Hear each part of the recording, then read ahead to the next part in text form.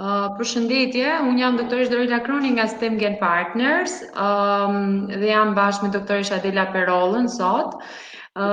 Ju falenderoj kush ka hyrë, kush ka bërë join në fiks në orën 7. Do ju kërkoja që të prisnim vetëm disa minuta sa të bashkohen edhe personat e tjerë që janë regjistruar për ta ndjekur këtë sesion. Do të thënë uroj në durimin tuaj, 2-3 minuta do presim.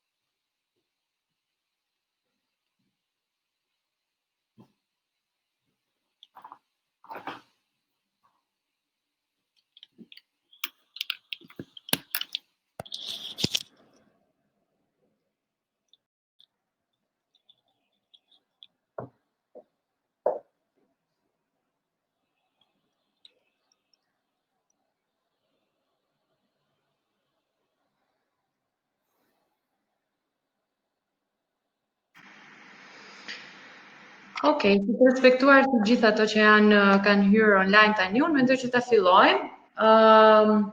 Siç e thash, unë jam nga klinika STEM Partners, ne jemi përfaqësues ekskluziv në Kosovë dhe në Shqipëri të Bankës Gjermane të ruajtjes së qelizave staminale nga gjaku i kordonit umbilikal dhe nga kordoni umbilikal.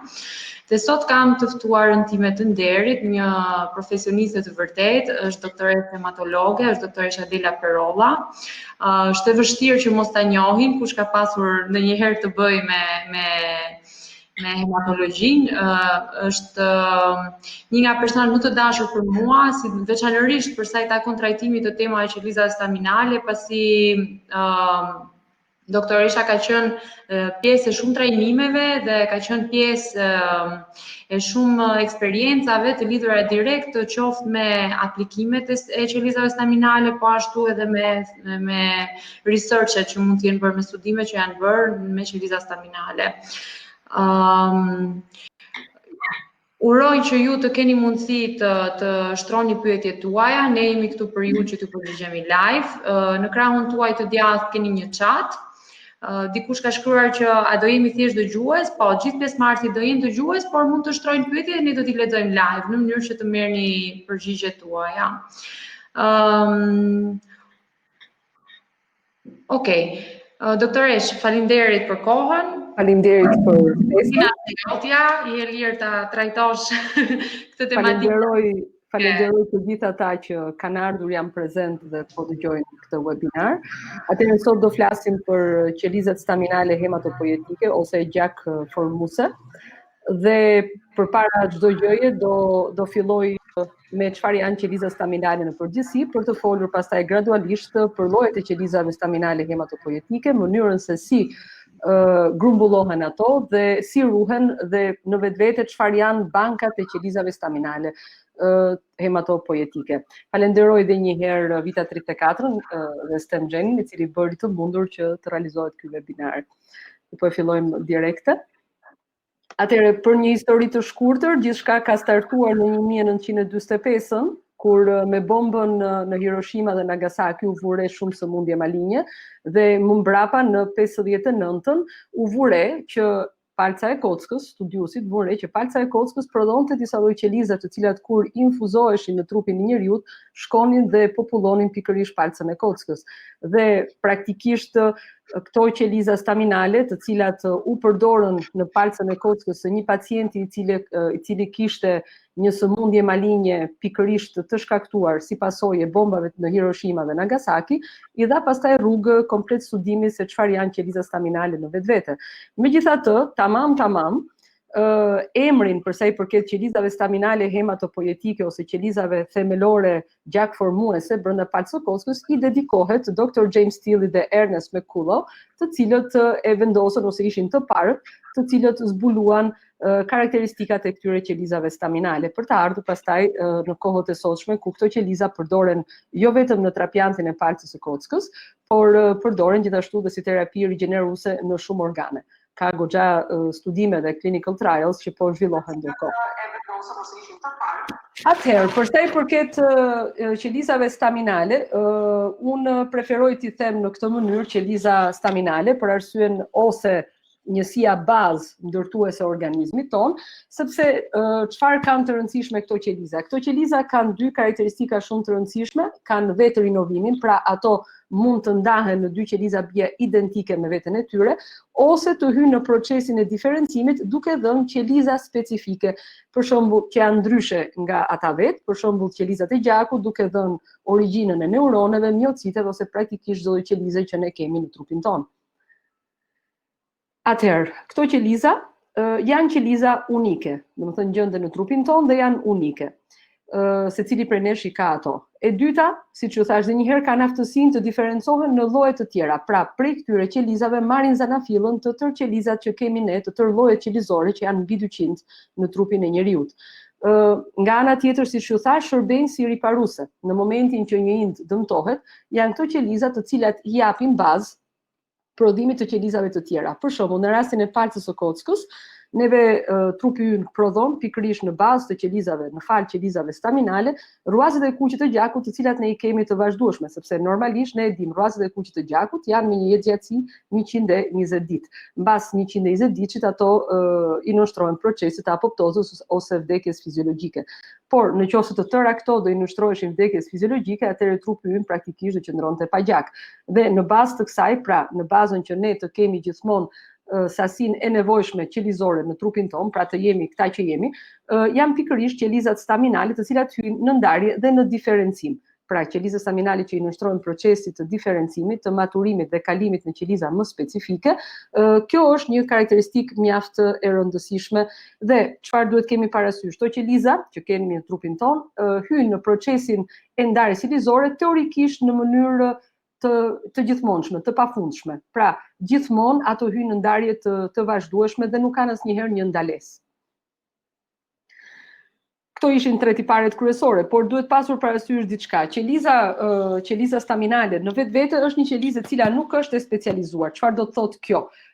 Ajo ka një kapacitet të bëjë çfarë do lloj gjëje, pra të japi origjinë çfarë do lloj qelize në trupin ton, por ky kapacitet që ka ajo si të palimituar mvaret nga fakti se sa janë stimujt qoftë brenda trupit ton, qoftë intracelular ose qoftë ekstra jashtë trupit për të stimuluar këto qeliza që të hyjnë në procesin e ndarjes. Pra normalisht janë qeliza që qëndrojnë në pozicion qetësie, pa kryer asnjë lloj procesi, pa kryer asnjë lloj veprimi, pra pa u riprodhuar ose pa u diferencuar deri në momentin kur kemi të bëjmë ato që quhen sinjale, qoftë jashtëm, qoftë brendshëm, që i fusin këto qeliza në procesin e stimulimit, qoftë të vetë ndarjes, pra të vetë rinovimit, qoftë në procesin e diferencimit.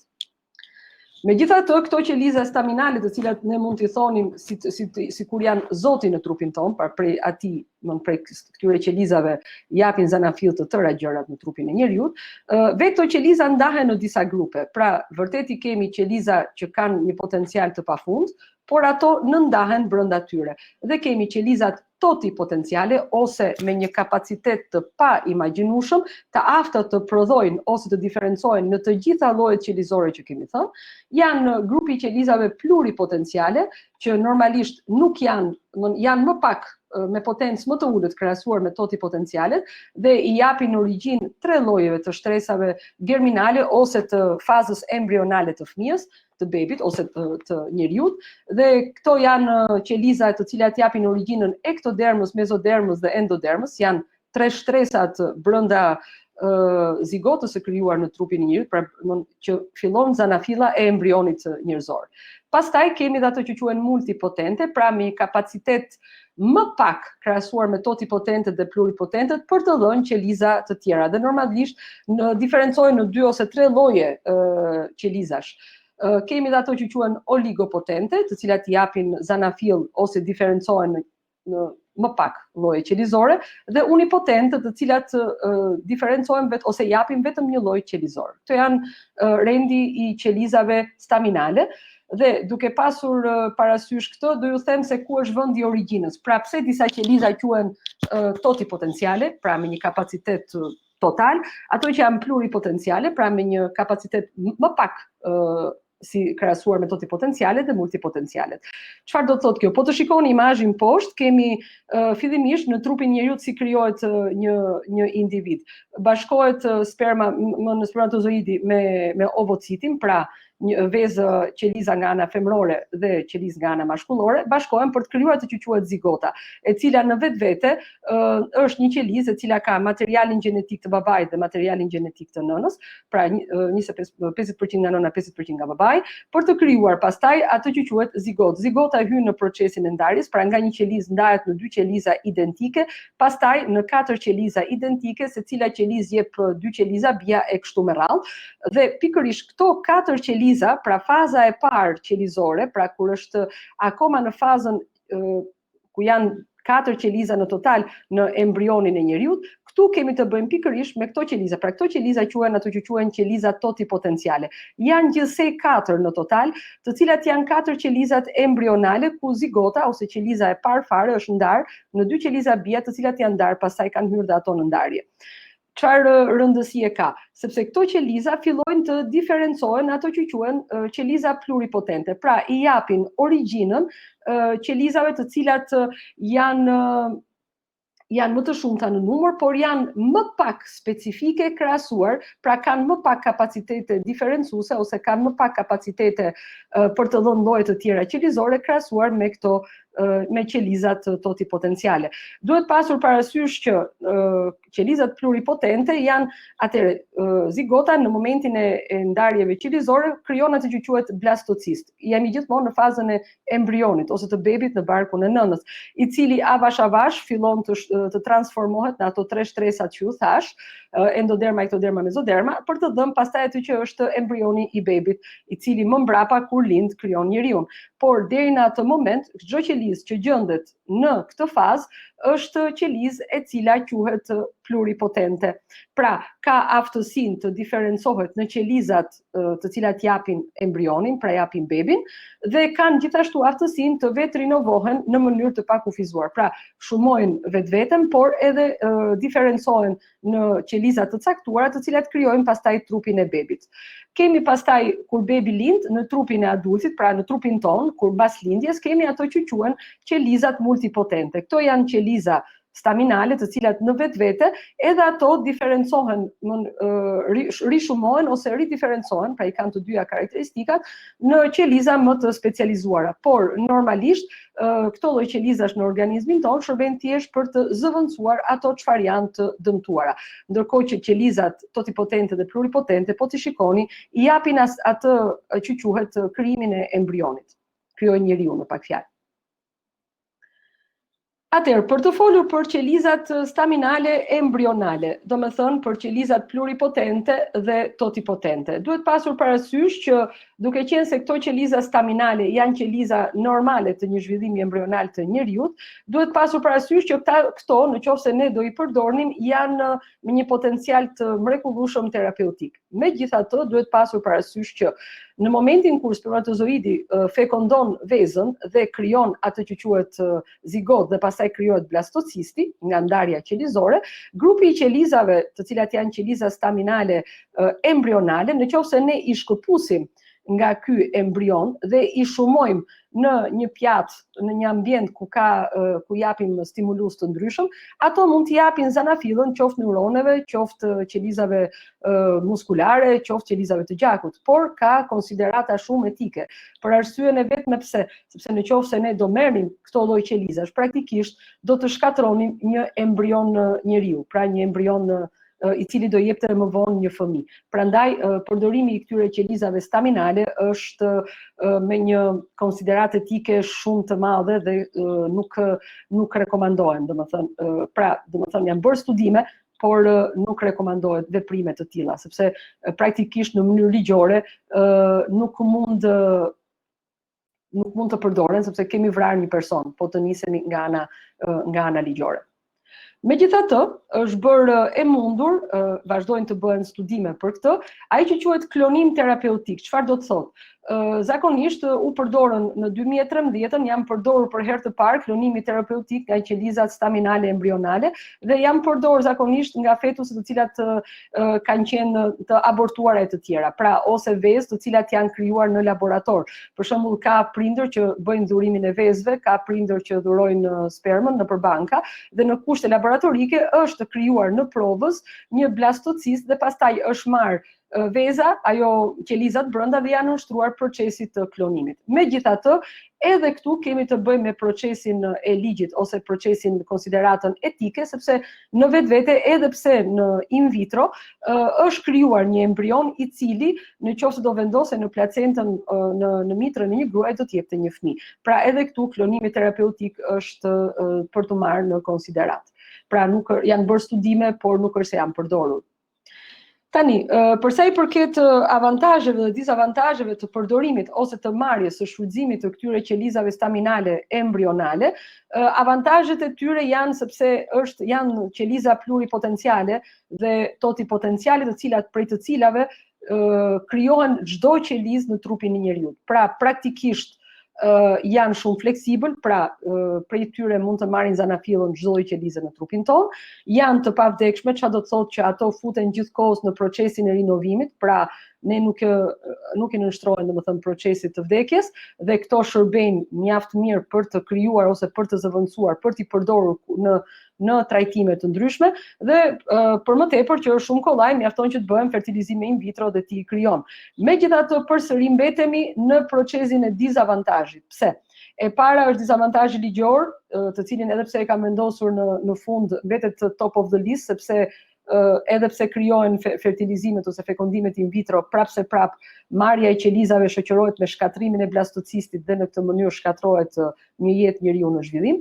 E dyta, duke qenë se janë qeliza të pavdekshme dhe një kapacitet që të prodhojnë çfarëdo lloj qelize, duhet pasur parasysh që në momentin që ne i fusim në indin ku duam të rinovojmë, ndonjëherë këto mund të prodhojnë një qelizë tjetër që s'ka lidhje fare me indin target. E dyta, pra kemi një vështirësi në diferencimin uniform me indin që ne duam të riparojmë. Kemi gjithashtu dhe aftësinë imunogjene, duke qenë se janë qeliza të marra nga një dhurues rastësor, sepse bëhet fal në fekondimet in vitro, domethënë i kanë dhuruar persona të ndryshëm dhe ne mund të përdorim qelizat e tyre. Këto praktikisht flaken, nëse ne i përdorim, trupi ynë i konsideron të huaja dhe mund të flaken direkt mbas trapiantit dhe kjo është diçka mjaft e rëndësishme sepse komplikacionet ose grav besusos dhe plakja e trapiantit ka efekte anësore të tjera dhe nga ana tjetër duhet pasur parasysh që përdorimi i këtyre qelizave mund të ka efekt tumorigen, pra shkakton kancere ose tumore të tjera.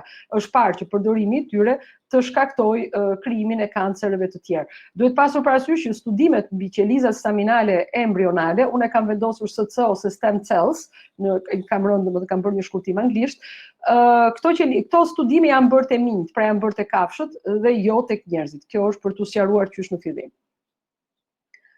Dhe kthehemi tek ato që janë qelizat staminale të adultit ose ato që kemi ne në trupin ton. Çfarë është në vetvete një qelizë staminale e adultit? Janë të tëra qelizat e padiferencuara që gjenden në trupin ton mes qelizave të diferencuara në një ind apo në një organ.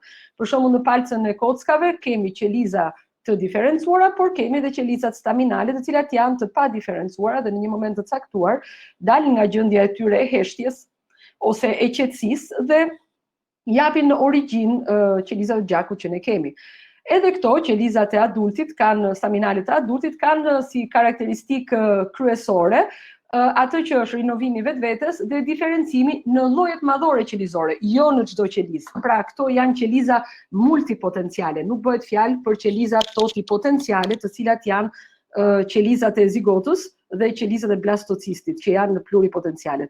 Qelizat staminale të adultit janë qeliza multipotenciale.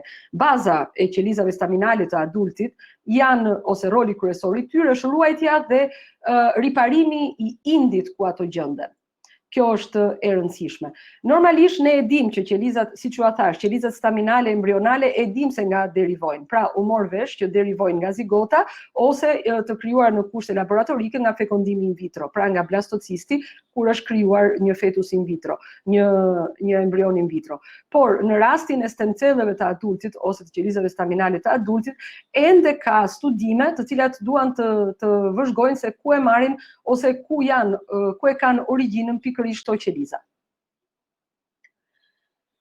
Cilat janë rrugët e diferencimit të qelizave staminale të adultit, me të cilat praktikisht një fetus lind, pra bebi lind me këto qeliza në trupin e tij dhe quhen qeliza staminale. Atëherë kemi qelizat staminale neuronale, pra qelizat të cilat gjenden në tru dhe që i japin zanafillën neuroneve, që janë qeliza nervore, por i japin zanafillën edhe qelizave të tjera, të cilat janë astrocitet dhe oligodendrocitet.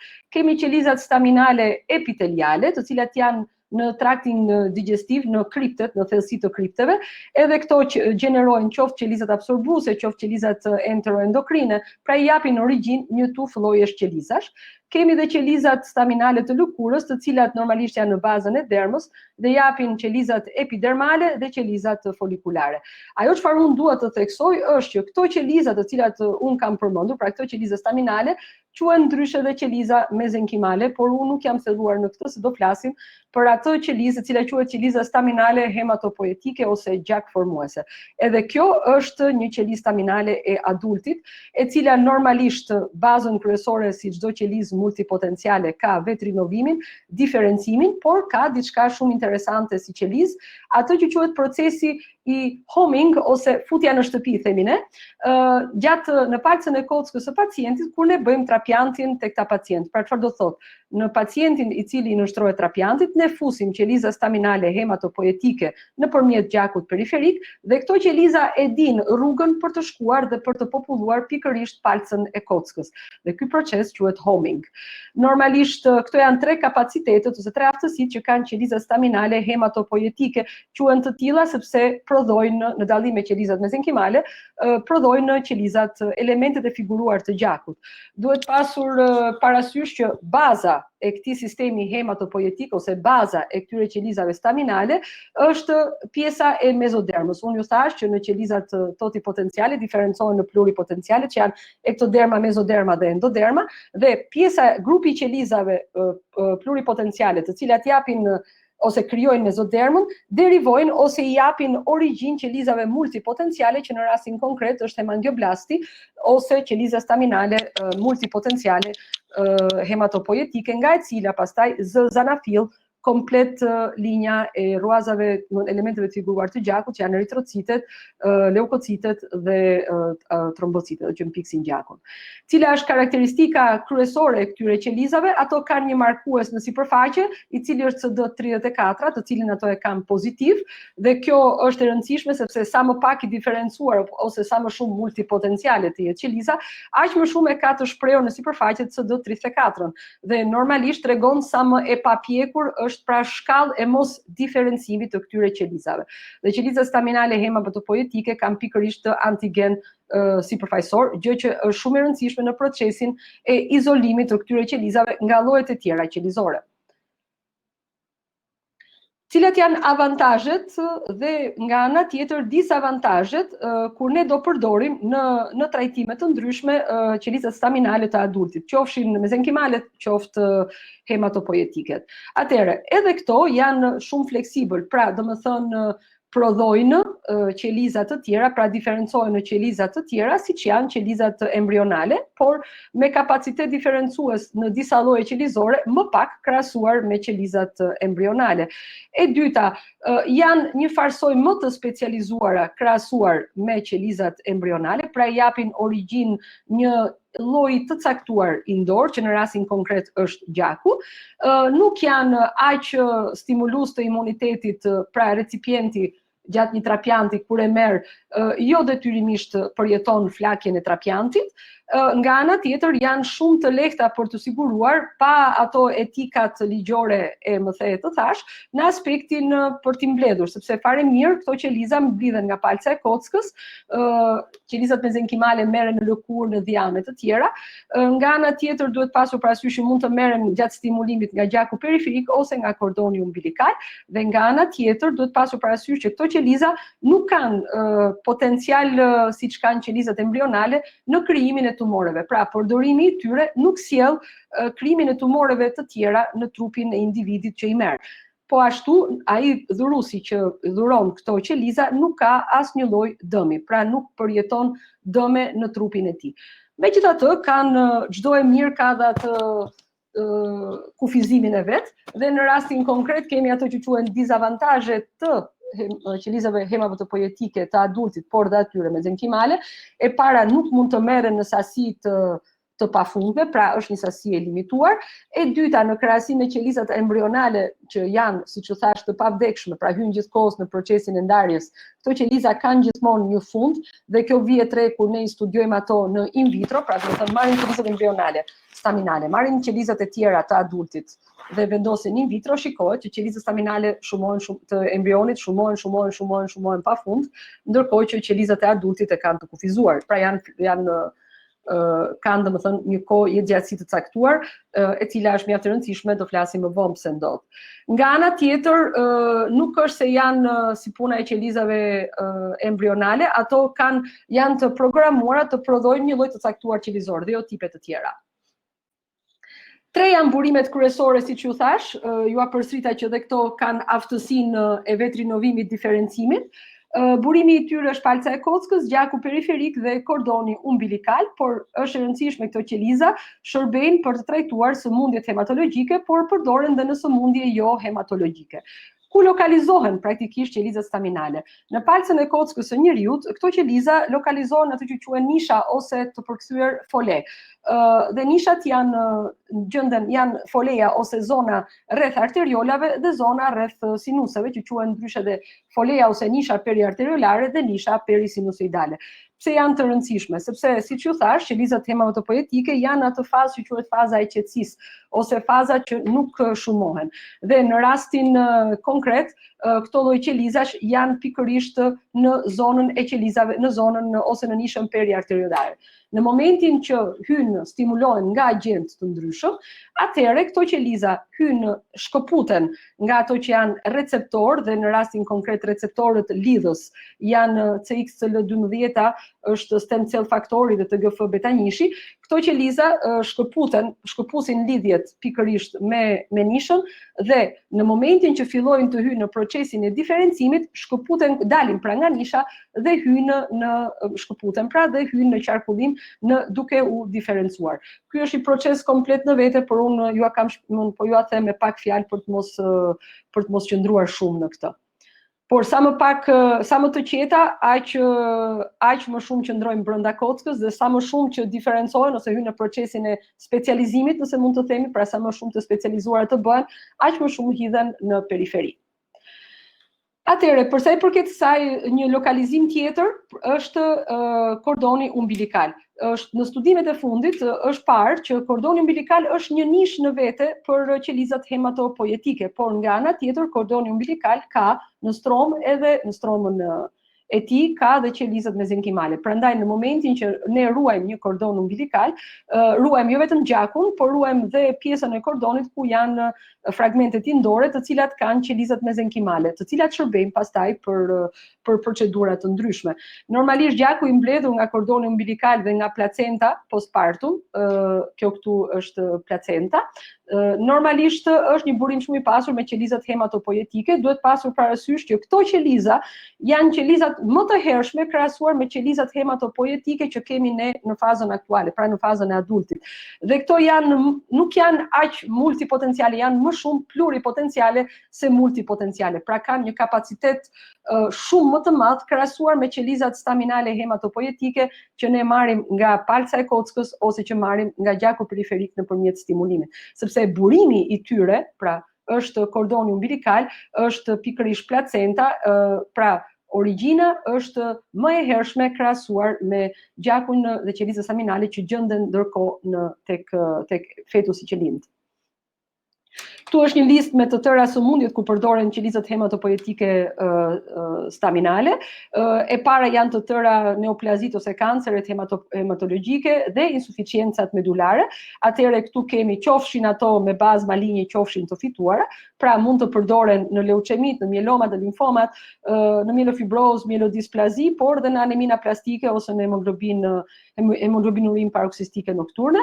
Përdoren gjithashtu në çrregullimet e metabolizmit ose në imunodeficiencat e lindura, në kanceret pediatrike, gjithashtu dhe në hemoglobinopati. Duhet pasur parasysh që në këtë grup qelizash të rëndësishëm që përdoren janë kryesisht qelizat e kordonit umbilikal, të cilat janë parë që janë shumë të rëndësishme dhe përdoren. Ndërkohë që përsa i përket malinjancave hematologjike janë parë qoftë qelizat staminale të marra nga palca e kockës, qoftë nga gjaku periferik dhe po përdoren dhe qelizat staminale të kordonit umbilikal. Doktoresha, do të ndërpres vetëm pak, me që ishim të pjesa aplikimeve të qelizave staminale hematopoietike, kemi një zonjë e cila shkruan, zonja Donika shkruan, kam djalin me diabet tip 1, doja t'ju pyesja, mund të kurohet me këto qeliza? Dhe kjo është pyetja parë, dhe pyetja e dytë është, a mund të blihen dhe përdoren apo duhet të jenë patjetër nga familja? Atëherë, nëse ka një gjë, unë do flas për këto gjatë referimit. Megjithatë po i përgjigjem zonjës që diabeti tip 2, tip 1, besoj. Tip 1, po. Okej, diabeti tip 1 janë duke u tentuar trajtimet nëpërmjet qelizave të kordonit. E dyta ka dy lloje bankash, të cilat unë do të flas më mbrapa, dhe përdoren zakonisht ose familjare ose të bankave nga donatorë të tjerë. Megjithatë, do e them më mbrapa në specifitet. Nuk ndalem, nëse ka durim, do e kuptoj fare mirë. Dakor. Atëherë, këto tipet e elementeve ose burimeve qelizore, ju thash është palca e kockës, është gjaku periferik dhe kordoni umbilikal, janë shumë të rëndësishëm. Tipet normalisht janë autologe, pra çfarë do të thotë? Kur ne përdorim qelizat staminale, duke përdorur vetë qelizat staminale që ka njeriu, pra vetë pacienti.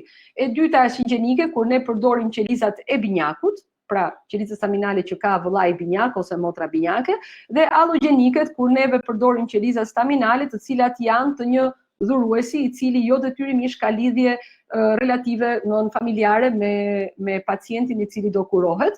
Dhe këto normalisht janë bankat në botë, të cilat kanë dhurues vullnetar që dhurojnë qoftë palcën e kockës, qoftë gjakun periferik, qoftë kordonin umbilikal.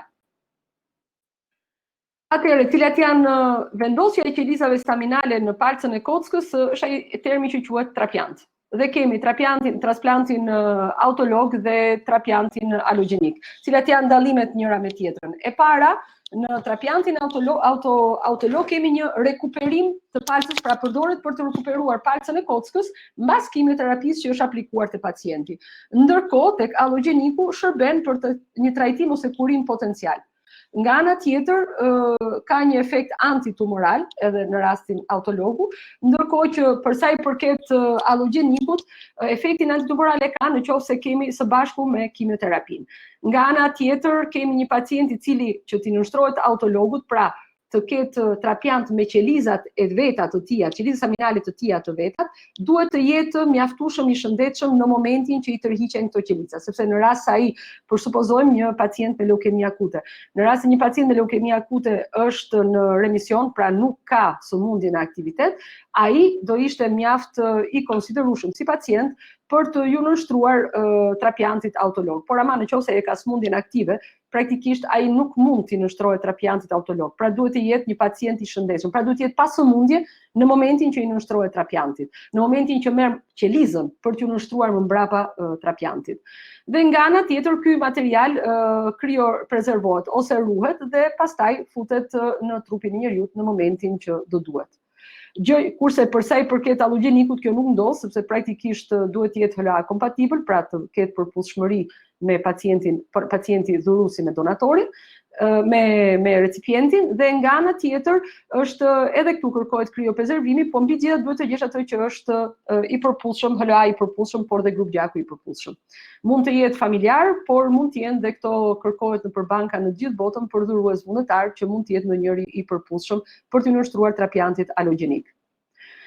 Atëherë, përsa i përket përzgjedhjes së donatorëve, dhe normalisht domethënë kthehemi në pyetjen a mund të blihen, të përdoren apo duhet të jenë patjetër nga familja, pyetja që bëri zonja përsa i përket diabetit tip 1, zakonisht dhurimi i qelizave staminale mund të jetë nga familjarët të cilët janë të përputhshëm, nga familjarët të cilët mund të jenë gjysmë të përputhshëm, ose nga familjarët të cilët janë binjak. Dhe jemi në grupin e parë të dhuruesve.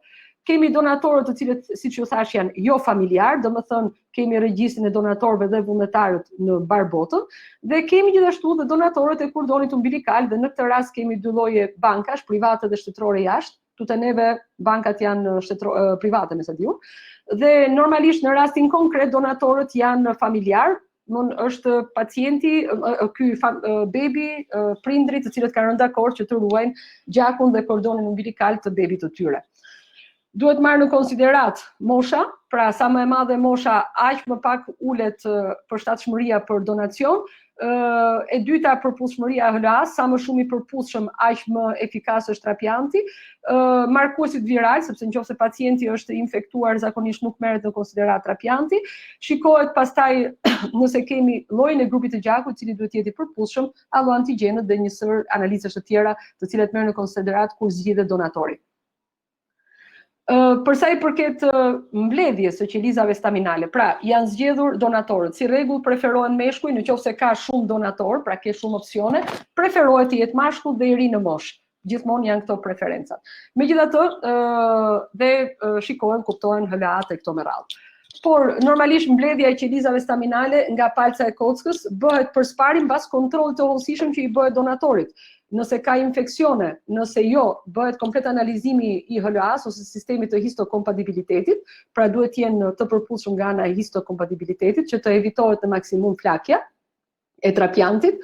Po ashtu duhet të jetë i përshtatshëm në aspektin e shëndetit, sepse është një procedurë invazive, pra mbledhja e qelizave staminale nga palca e kockës bëhet në kushte operatore me anestezi të përgjithshme, dhe në rastin konkret, domethënë pacienti donatori, në qoftë se do të bëj autotrapjant me qelizat e veta, e para kundërindikohet në qoftë se ai ka bërë shumë cikle kimioterapie ose radioterapie, për arsyeën e vetme sepse palca nuk ka qelizë staminale të mjaftueshme, pra nuk arrihet grumbulli total ose numri total i qelizave me bërtham, të cilat duhet shkojnë 2 deri në 3 herë 10 në fuqi të 8 qeliza me bërtham për kilogram person të peshës së individit, dhe e tjetra nga ana tjetër, nëse ai ka masë significative tumorale, pra kocka e tij është me qeliza neoplazike, ky është kundërindikim për të nënshtruar procedurës së mbledhjes së qelizave staminale, sepse praktikisht mbledhin qeliza maligne.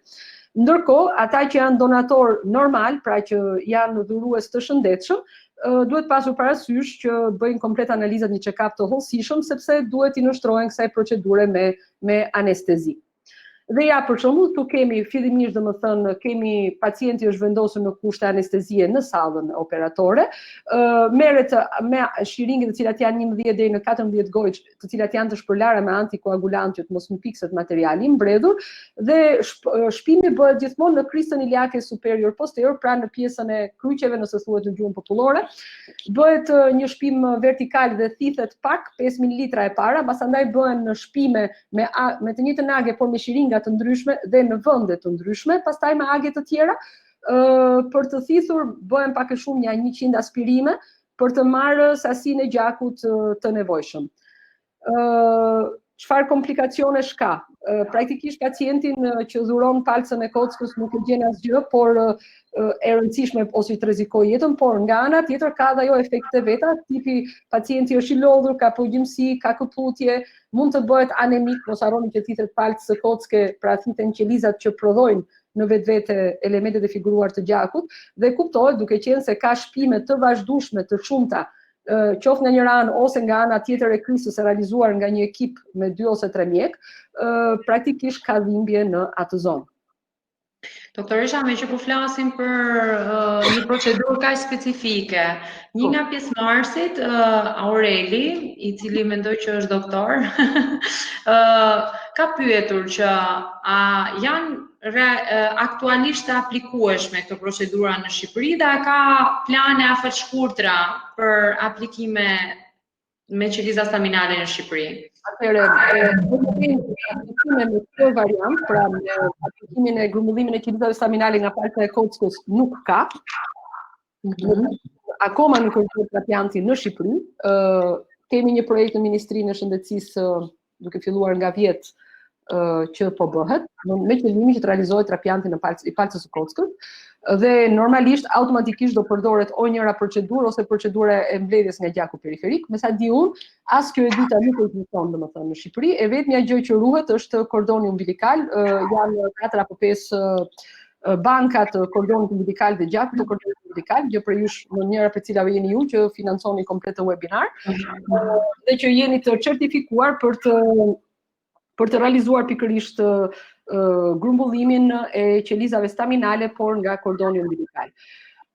Aktualisht, ju thash për mbledhjen e gjakut, i cili është letësisht traumatik në kushte anestezie nga palca e kockës, qelizave staminale, kemi mbledhjen e qelizave staminale, varianti tjetër nga gjaku periferik. Kuptohet që është më komode për pacientin.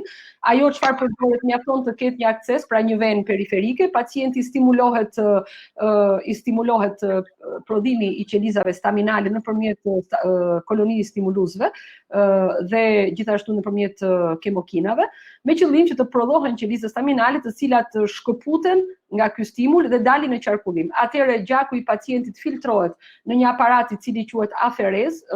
Neve kemi këtë aparat në Shqipëri, por nuk bëhet procesi aferezës, bëhet procesi i plazmaferezës, pra bëhet filtrimi i plazmës, por jo i gjakut, por nuk besoj që do ishte një pengesë përdorimi i kiteve edhe për aferezën në rastin konkret, dhe qëllimi është që ky pacient, domethënë, mbasi është stimuluar, merret gjaku, filtrohet dhe dalin më njëjtë pikërisht qelizat hematopoietike staminale, të cilat janë CD34 pozitiv, që ose mbani mend që ja fola në slajdet e përparme.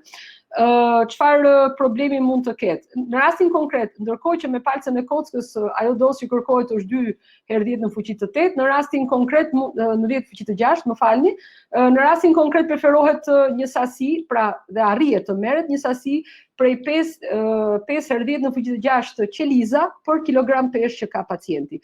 Dhe kjo është shumë e rëndësishme sepse ky numër qelizash është i domosdoshëm që të konsiderojmë atë që quhet një mbledhje e dur ose mos dështim i mbledhjes së qelizave staminale. Çfarë problemesh mund të ketë? Meqense kemi të bëjmë me solucione të cilat janë citrat dhe normalisht pacienti bën filtrimin e gjakut, komplikacioni është gjithmonë hipotensioni, gjendja sinkopale ose reaksione të ndryshme alergjike, të cilat ndodhin tek ta pacient kur lidhen me aparaturën e aferezës. Ndërkohë, ju thash që ato që shërbejnë për të stimuluar ose për të lëvizur qelizat staminale nga palca e kockës dhe për t'i hedhur në qarkullim janë ato që quhen citokina dhe kemokina. Ato që përdoren gjërësisht është GMCSF-ja ose granulocit monocit colony stimulation factor, faktorët që stimulojnë prodhimin e këtyre kolonive. Dhe këto janë që përdoren ose tek pull vetëm ose përdoren të kombinuara me endoksan. E nga ana tjetër, të tjerat janë provuar. Nga ana tjetër, ajo çfarë është parë mjaft efikase është përdorimi i plerixaforit, që është një kemokin që është shumë e rëndësishme sepse stimulon dhe prodhimi i qelizave staminale që realizohet nga plerixafori është shumë herë më efikas dhe më pak efekte anësore krahasuar me kolonistimulusit, me GMCSF-n. Procedura çfarë ka? Është procedurë shumë e thjeshtë. Nga normalisht merret GMCSF-ja ose ne përdorim termin neopogen, njerëzit janë të mësuar me këtë term tashmë. Dhe neopogeni ndahet me një dozë 10 mikrogram për kilogram, doza totale, ndahet në 2 doza, në 2 herë në ditë, dhe kjo sasi bëhet për 4 deri në 5 ditë, dhe ditën e 6 pacienti lidhet me procesin me aferezën, ku bëhet pastaj ciklimi i gjakut për të mbledhur qelizat. Qelizat që mblidhen, pastaj kriobrezervohen në një temperaturë minus 80 gradë dhe përdoret azot i lëngshëm për këtë, dhe kjo pastaj shërben më mbrapa kur të duhen këto qeliza për pacientin, për terapiant autolog ose për një pacient tjetër për terapiant alogjenik. Cilët janë faktorët që ndikojnë, sepse jo detyrimisht ne mund të kemi një mbledhje të suksesshme. Atëherë kemi moshën e madhe, numrin e lartë të cikleve të kimioterapisë, siç ju thash, në qoftë se pacienti ka bërë rezatim në zonat që prodhojnë në palca e kockës, ku prodhohet palca e kockës, pra palca e kockës është aktive, është vënë re që ulet sasia e materialit të mbledhur tek ata që kanë marrë për shembull fludarabin ose analog të purinave, dhe është parë që është më pak te femrat, pra ka një prodhim më të madh të meshkujt krahasuar me femrat, prandaj preferohet kur ka shumë donator të jenë meshkuj në qoftë se kemi mundësinë e zgjedhjes. Dhe këtu kemi përdorimin e GMCSF-s, që është shumë e rëndësishme, dhe kemi kombinimin me ciklofosfamidin. Por përdorimi me ciklofosfamidin përdoret vetëm kur kemi të bëjmë me terapiantet autologe. Pra, kemi shkatrimin e qelizave malinje dhe stimulimin e qelizave të mira nëpërmjet GMCSF-s, në hematopoetike, të cilat mblidhen dhe shërbejnë për t'u riterapiatuar pacientit, i cili është ndërkohë me sëmundje. Duhet pasur parasysh që, siç ju thash, në qoftë se ne nuk mbledhim sasinë e duhur, atëherë kemi atë që quhet dështim i mobilizimit. Çfarë rreziku ka? Normalisht kemi një mielosupresion nga pacienti, sepse është përdorur kemioterapia, kemi infeksion ose rrezik për hemoragji kur përdorim kombinimin e neopogenit ose kolonistimuluesve me kimioterapinë që praktikisht shkatron komplet qelizat malinje në palcën e kockës.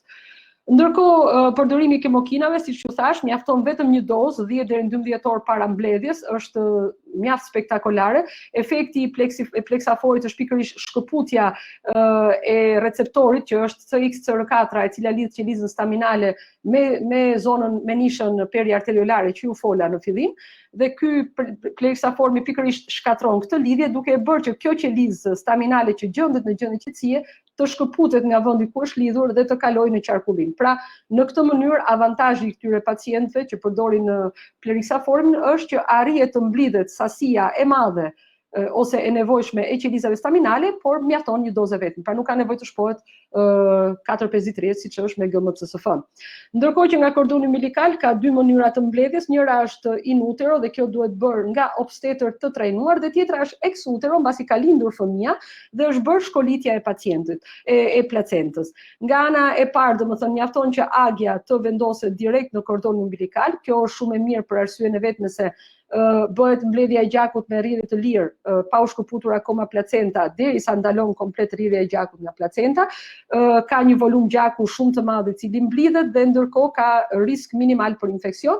Kurse përsa i përket ex utero, vërtet kemi pastrimin e placentës të tjera, por shanset që të kemi grimca të koaguluara në një placentë e cila ka dalë nga barku i nënës janë shumë të mëdha dhe në këtë mënyrë preferohet zakonisht in utero krahasuar me ex utero. Pastaj ex utero merren fragmentet e placentës për qelizat mezenkimale. Praktikisht kjo është procedura që u thash, pra lëshohet rrjedhje e lirë dhe plotësohet qesja, e cila praktikisht ky është grupi i qelizave staminale, të cilat janë grupuar nga qesja e gjakut që është marrë nga placenta. Gjithmonë preferohet in utero. Normalisht kemi procesin e përpunimit të gjakut të kordonit umbilikal në bank. Normalisht çfarë rëndësie ka këto gjak? Do flas pak për bankën Vita 34 në Gjermani, e cila ka qenë në mos gaboj e para, më ndihmo të lutem Dorela, e para e cila ka vendosur në Evropë bankën e parë të kordonit të mbledhjes së kordonit umbilikal. Pra eksperiencë Shumë e vërtet, Vita 34 është banka më e vjetër në historinë e Europës që ka filluar me ruajtjen e gjakut kordonit edhe të kordonit umbilikal. Dhe ka qenë bankë shtetërore në fillim, ka qenë bankë publike dhe më vonë është kthyer në bankë private. Dhe normalisht çfarë bëhet? Veçohen dhe maten numrin e staminale, që janë të katër, staminale, ka një i cili mbulon ato pastaj për të vënë ndihmën e qelizave të caktuara. E dyta, pse ka rëndësi kjo? Sepse normalisht zvoglohet, janë shumë të mira për të koncentruar, për të ruajtur në banka me kryo rezervim, dhe nuk ka nevojë që mostra të shpërlahet në momentin që shkrihet, thjesht aplikohet. Procesi i ruajtjes është siç e shihni në preparate në temperaturë 80 deri në 196 gradë Celsius në azotin e lëngshëm. Cilat janë avantazhet e gjakut të mbledhur nga kordoni umbilikal, dhe kjo pastaj i kthem përgjigje shumë pyetjeve që kanë bërë me sa shoh edhe dëgjuesit tam. E para, këto janë qeliza të cilat janë më të hershme se qelizat staminale që kemi ne ose që ka bebi në trupin e tij në momentin e lindjes, kanë një nivel shumë të lartë proliferimi, pra që do të thotë që jetojnë shumë më gjatë krahasuar me qelizat staminale të palcës së kockës ose të gjakut të qelizave të mbledhura në gjakun periferik. Kanë limfocitet që gjenden këtu nuk janë të pjekura, gjë që thotë që nuk ka markues sipërfaqësor, gjë që bën të mundur që reaksioni imun ndaj këtyre qelizave të jetë shumë i ulur krahasuar me reaksionin imun që kanë pacientët që marrin qelizë staminale nga donator me moshë të madhe, dhe pra kemi një ulje të sëmundjes që quhet flakje e trapiantit. Kjo është shumë e rëndësishme për përdorimin e këtyre qelizave.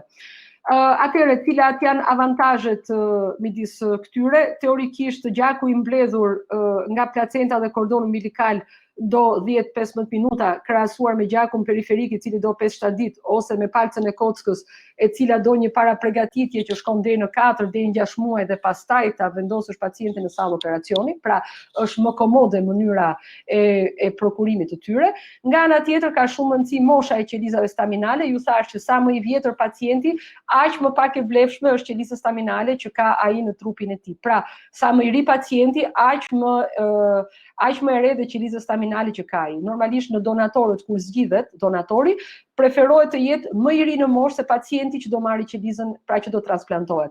Dhe a ka gjë më të bukur se të përdorësh qelizat e kordonit umbilikal të cilat kanë moshën 0, pra sapo fëmia sapo ka lindur, dita 1, ora 1 e lindjes. Pra ka goxha avantazhe për sa i përket kordonit umbilikal, dhe për më tepër është një procedurë e cila është me 0 riskje për sa i përket qoftë për fëmijën, qoftë për nënën ose prindin. Megjithatë, banka sa i përket një kontrolli botëror, është rritur dhe shikojeni është një rritje progresive nga 2012 deri në 2022-shin, secila lloj bankash, pra kemi bankën e qelizave staminale, embrionale, kemi dhe bankat e qelizave të pulpës dentale që shërbejnë edhe këto, domethënë janë qeliza mezenkimale, praktikisht janë gjitha llojet e bankave, dhe këtu kemi dhe bankën e kordës e gjakut të mbledhur nga kordoni umbilikal, e cila siç e shikoni është kjo e kuqja, sa vjen edhe rritet përdorimi i tyre në treg. Në fakt pse është e rëndësishme? Për arsyen se këto qeliza e para janë shumë të lehta për të mbledhur, futen në ngrirje dhe qëndrojnë për 25 vite dhe ti mund t'i përdorësh ato sepse është parë që 1 deri në 3 veta mund të përfitojnë nga këtë terapi me kalimin e moshës. Asnjë prej nesh nuk e di se çfarë sëmundje do zhvillojë në të ardhmen, dhe këto qeliza janë shumë të rëndësishme që të shërbejnë për të zëvendësuar organet e dëmtuara. Nga ana tjetër, janë mbi 85 sëmundje të cilat ndërkohë dhe mbi 5000 studime klinike që po bëhen me përdorimin e qelizave staminale ose burimore thon ndrysh, sidomos të kordonit umbilikal, të cilat janë shumë të rëndësishme sepse janë jo vetëm ongoing, por ka pasur dhe goxha rezultate me përdorimin e këtyre qelizave. Në bankë pa hyrë akoma që të fillojmë të pjesa e bankave, dua të ndalem me një pyetje që ka shtruar Aida. Aida pyet se njihen përdorimet të këtyre qelizave në trajtimin e limfomës non-Hodgkin, më duket. Se ishte, po. Janë në limfomën non-Hodgkin. Po, non-Hodgkin, po. Trapianti është një ndër procedurat, limfoma non-Hodgkin është një ndër limfomat që trajtohet me trapiant, pra është një ndër ato, por për momentin fillimisht fillohet kemoterapia dhe nuk shkohet direkt te trapianti. Synohet te trapianti në moshat e reja. Dhe gjithmonë duhet të ketë, zakonisht përdoren trapianti i palcës së kockës autologu, zakonisht përdoret kjo, i vetë pacientit.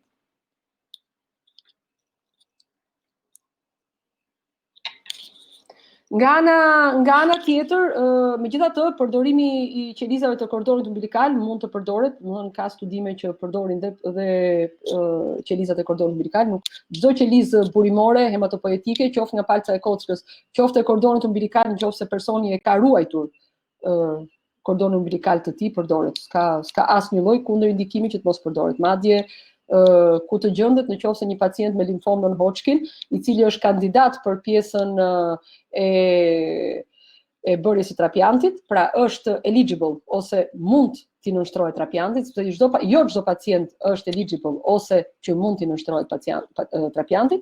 Nëse ky pacient është ose plotson të gjitha kriteret për të nënshtruar trapiantit dhe ka një donator i cili mund të jetë palca e tij, pra autologe, mund të jetë donator një familjar i tij, ose mund të jetë gjetur një vullnetar nga bankat botërore, ose mund të ketë ruajtur kordonin umbilikal, atëherë çdo burim i mundshëm mund të përdoret në rastin konkret për të trajtuar limfomën non-Hodgkin, dhe jo vetëm limfomën non-Hodgkin.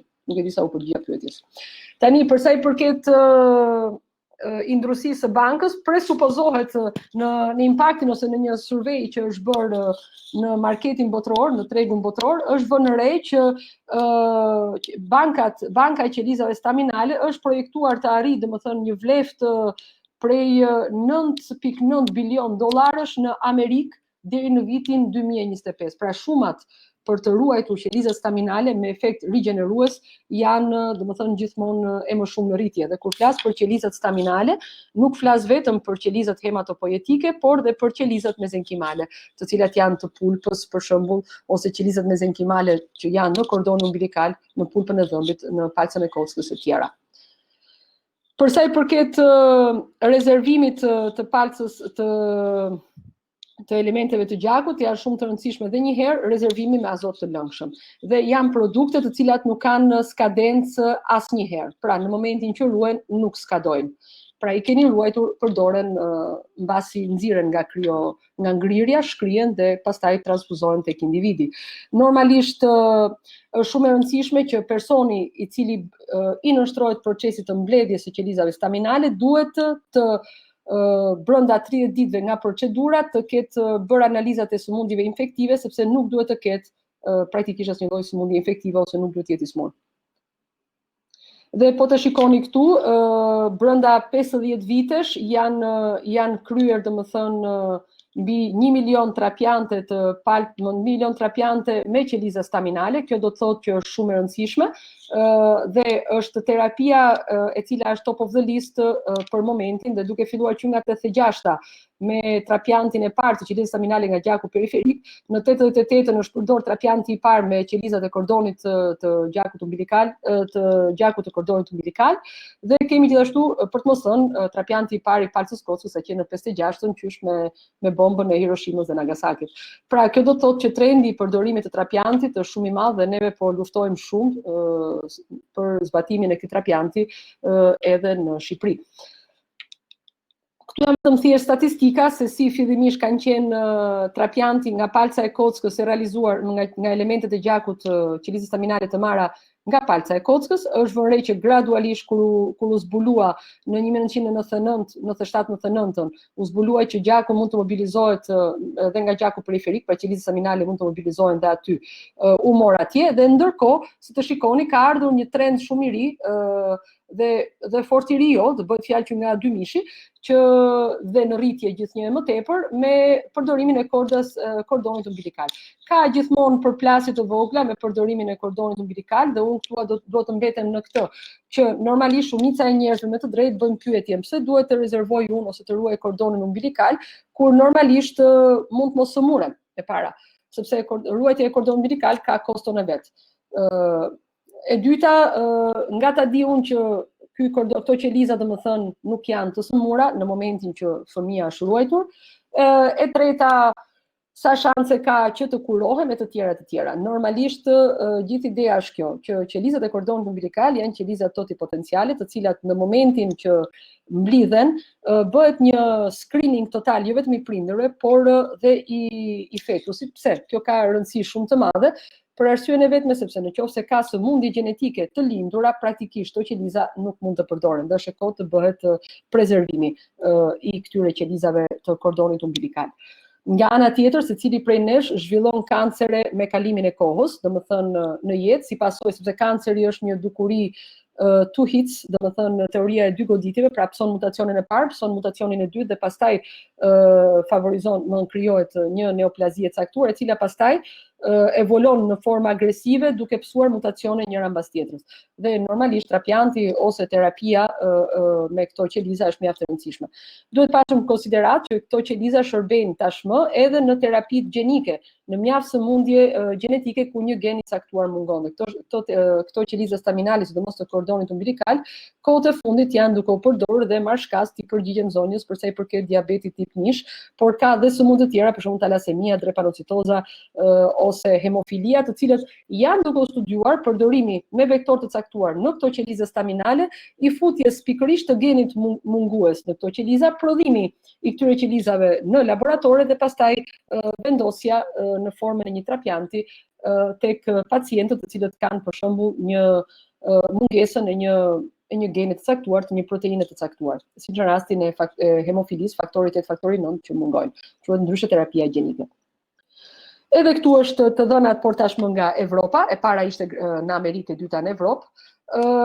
Këtu janë disa pika historike të përdorimit të qelizave staminale bankimit, qysh nga 74, evidenca e qelizave staminale në kordon umbilikal dhe avash trapianti i parë në 88-ën, pastaj përdorimi nga binjakët, banka e parë në 93-shin e vendosur në New York e kështu me radhë, dhe neve në Evropë është vendosur pikërisht vita 34, ka qenë e para që ka hapur bankën në Evropë.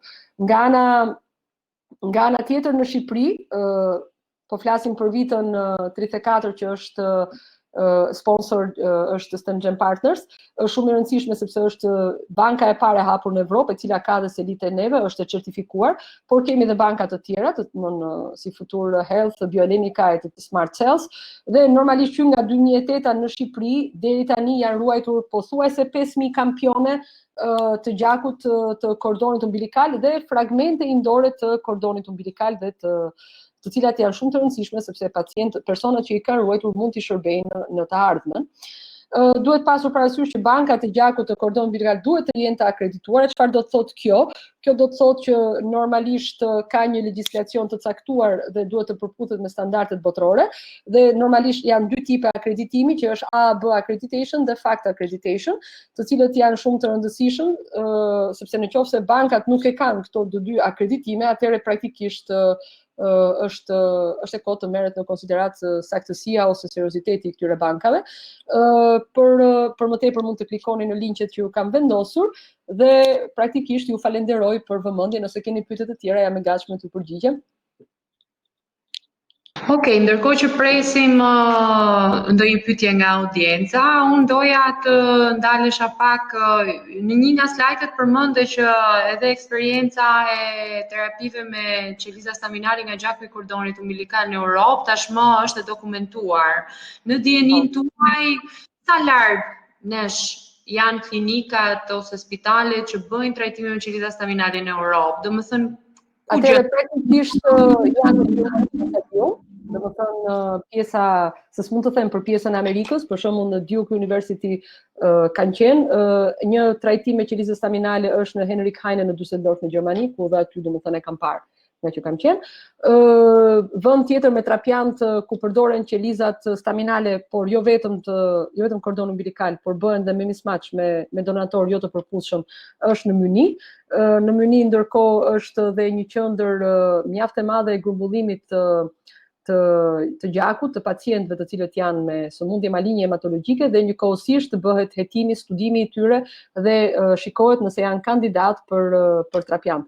Dhe normalisht kjo bëhet jo vetëm për pacientët të cilët kanë autotrapiantin, pra me qelizat e tyre, por kanë dhe bankat donacionin për sa i përket qelizave të kordonit umbilikal. Por më tepër të juve në Leipzig, ku keni qendrën tuaj, selin tuaj të Vita 34-s, që është një ndër qendrat më të mëdha në zgaboj në grumbullimin e kordonit umbilikal dhe një ndër bankat më të rëndësishme në Europë, që me sa di unë ka dhe deg në Francë dhe në Itali. Vita 34 është shpërndarë në gjithë Europën dhe ka pika edhe në lindjen e mesme dhe në New York, por për sa i takon bashkëpunimeve, është të vërtet Vita 34 bashkëpunon me Institutin Fraunhofer, që është institut kërkimor, dhe ka zhvilluar disa clinical trial në bashkëpunim me këtë institut, më tepër për mjekësinë regenerative se sa në aplikimet të sëmundjet e gjakut. Diçka e kemi edhe të dokumentuar, mund të ndaj me audiencën artikujt e publikuar nga këto investigime që janë kryer nga Vita 34 dhe Instituti Fraunhofer në Leipzig.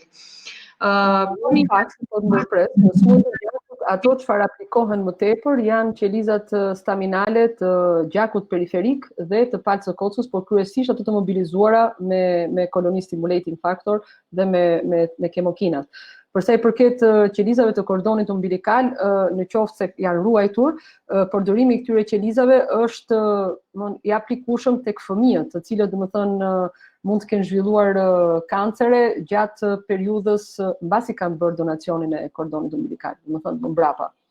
Dhe zakonisht janë këto jo tumori Ewings sarkoma, tumoret neuroblastomat e këto me radhë. Më thënë, tamam në aspektin e një trajtimi të një sëmundje të mirëfillt hematologjike janë ongoing, por kryesisht janë trapiantet, autotrapianti dhe autotrapianti me qelizat e pacientit, por jo me qelizat staminale të umbilikales. Janë duke u përdorur, por tek gjithmonë për arsye të faktit që qelizat staminale të kordonit umbilikal i merr vetëm pacienti që ka ruajtur kordonin umbilikal, praktikisht përfitojnë nga këtë terapi vetëm ata të cilët e kanë ruajtur qelizën staminale të tyre, pra kanë ruajtur kordonin umbilikal. Pjesa tjetër, përsa kohë se kanë ruajtur, i nënshtrohen trapiantit rutinë me stimulimin e palcës së kocës dhe grumbullimin e qelizave ose mobilizimin e qelizave staminale hematopoietike nga gjaku periferik kryesisht. Preferojnë gjakun periferik.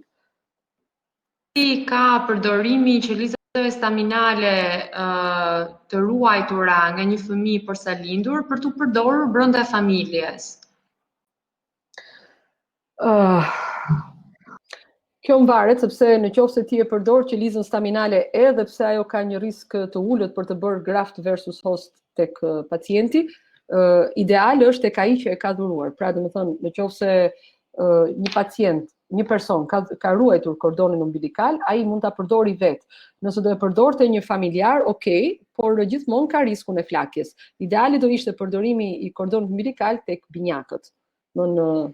Që shanset e flakjes janë të ulta. Edhe pse në vetvete përdorimi i qelizave të kordonit umbilikal, shanset e flakjes i ka ekstrem të ulta, sepse siç ju thash dhe në fillim, sasia e limfociteve që janë aty janë imature dhe shansi i flakjes është pothuajse i vogël. Përsëri ekziston mundësia që nëse aplikohet në një person ku është HLA jo kompatibël, shanset për të bërë flakje janë të mëdha. Pra, baza kryesore është HLA kompatibiliteti. Sepse që të jetë trapiant i suksesshëm duhet që për persona duhet të jenë jo vetëm grup, por duhet të jetë histokompatibël, pra të jetë sistemet e tyre të jenë të përputhshëm në mënyrë absolute. Ka edhe me gjysmë të përputhshëm ose mismatch që themin, por që idealet janë duke bërë studime, trajnime edhe për studime ongoing edhe për trapiantet që janë mismatch, por për arsyen se jo gjithmonë kemi përputhshmëri absolute. Por megjithatë, ideale do ishte përdorimi i materialit i cili është 100% i përputhshëm ose sa më shumë i përputhshëm. Okej, neve shqiptarve edhe kur flasim për shkencë, na pëlqen të pyesim sa kushton, kështu që Atëherë, për sa i përket çmimeve, unë nuk e di sa e ka Vitageni, por në kuriozitetin tim për të ruajtur për të parë online, kam vëre që kanë shkuar te 3.400 deri në 5.000 euro, kam parë ruajtjen. Megjithatë, kjo e ndarë në këste, se di sa e kanë. do më thënë pyetja ime i drejtoheshe sa mund të kushtoj një trapjant. Në botë. Po, në botë. Pra një familje shqiptare që ka nevojë të bëjë një trapjant staminale diku në Europë. Me i rimbursuar apo me lekët e veta? A rimbursohet? Kur personi nuk është shteta si ati vendi ku kryet procedura? Ndonjëherë e sigurojnë me ndihma të tjera. Por realisht për sa i përket kostove mund të shkojnë deri në mos gabofsha shifrat, nga 135.000 deri në 200.000 euro. Por ke duke përdorur qelizat e tua, pra autologët, gjithmonë kostoja e trapjantit është më e ulët. Por gjithmonë merret konsiderat qëndrimi në spital, kemioterapia trajtimi, po kemioterapia që bëhet, analizat që bëhen, ndjekja e vazhdueshme, plus i duhet qëndrosh minimalisht 2 vite afër qendrës trapjantit, me analizat konsekutive, me trajtimin për të pasur gjithmonë frikën nëse ke graft versus host ose plakën e trapjantit. Kështu që kostoja është goxha dhe personat që ndërmarrin të bëjnë trapjantin duhet të marrin në konsiderat edhe faktin që mund të dështojnë nga trapjanti.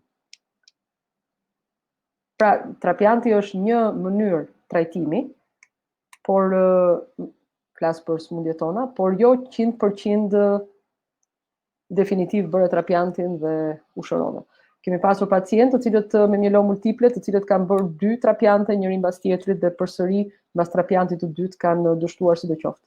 Kanë pasur mundësitë e tyre me rregullime letrash, nuk e di se çfarë, por jo detyrimisht, domethënë trapjanti është kur për shumë sëmundje, por do të marrë në konsiderat edhe fakti që trapjanti mund të ketë rezultate absolute, por dhe jo detyrimisht rezultate në momentin që bëhet. Është gjithçka individuale. Kuptohet dhe nga lloji i diagnozës që ka pacienti. Nga lloji i diagnozës,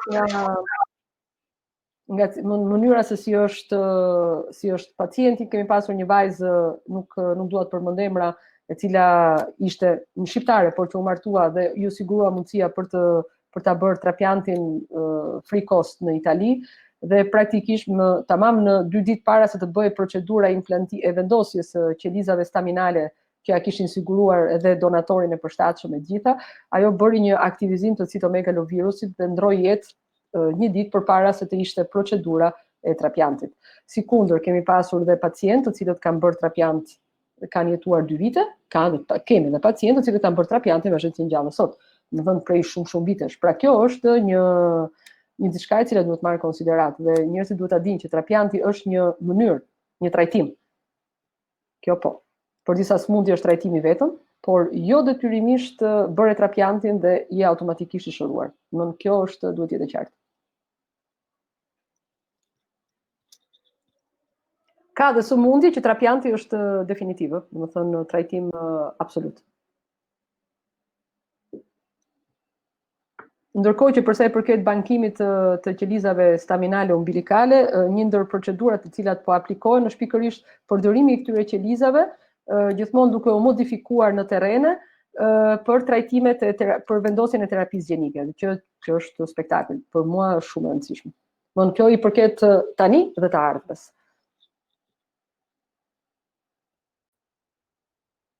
Për qelizat staminale duket si diçka futuriste, por në fakt tani eksperienca është dokumentuar prej shumë dekadash edhe është bërë reale dhe vetëm po përmirësohet dhe perfeksionohet dhe zgjerohet fusha e aplikimit.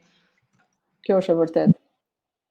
Dhe unë shpresoj që Shqipëria të jetë sa më shpejt brenda kësaj mundësie që të bëhet e para trapjanti kene, sidomos njerë në QSUT, bëhet fjalë të bëhet, unë punoj në Qendrën Spitalore Universitare Nën Tereza, dhe e rëndësishme është që të bëhet në shtet. Kjo ose të paktën të mbulohet nga shteti, për arsye se është një procedurë e cila është tepër kostoze, e cila kërkon domethënë një impenjim të komplet një stafi mjekësor 24 orë në 24 dhe për më tepër që është një procedurë e cila është në shumë raste jetë shpëtuese, po nga ana tjetër ka dhe efektet e saj anësore që mund të ketë dhe komplikacione të cilat mund të shoqërohen me ndrimin e jetës pacientit, kështu që çfarë do gjëje unë them të realizoj në shtet, në kushte shtetërore do ishte më optimale për pacientin. Dhe për më tepër të ishte rimbursueshëm në sensin që pacientët mos kenë të paguajnë, sepse një ndër, duke qenë se është procedurë ekstreme kushtueshme, automatikisht kjo kufizon shumë dhe përdorimin e tij. Shumë persona mund të hezitojnë dhe të ruajnë qelizat staminale për arsye të një kostoje e cila mund shkojë apo marrin maksimale në 5.000 euro. Po marr maksimale nëse mbaret nga Maksimalja nuk e kalon 3.500 euro. Maksimalja mora një shifër. Edhe kur ruan shumë vite, maksimumi i viteve, maksimumi i materialeve që mund të ruash nuk i kalon 3.500 euro.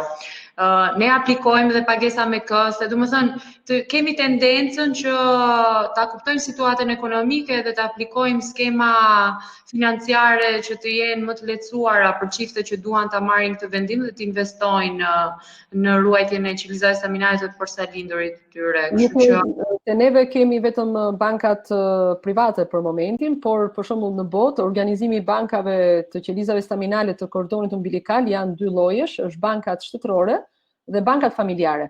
Domethënë dhe zakonisht kryesisht bankat familjare janë që shkojnë kryesisht drejt privatit. Kam vënë që janë komplet banka një familje 3-4 fëmijë për shembull, si to që i ruajnë.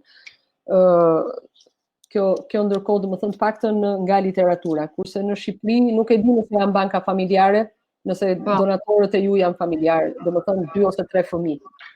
Kjo pastaj është diçka që e thoni ju jo unë. Vita 34 në Gjermani ka edhe një inventar, një fond të kampionesh të cilat janë të dhuruara nga familje. Domethënë, familjet zgjedhin që një pjesë të materialit të grumbulluar ta ruajnë për përdorim familjar dhe një pjesë ta dhurojnë që të vendoset në regjistrin e donatorëve për nevoja të vendit sipas sëmundjeve që persona të cilët janë histokompatibël dhe kjo pastaj është spektakël.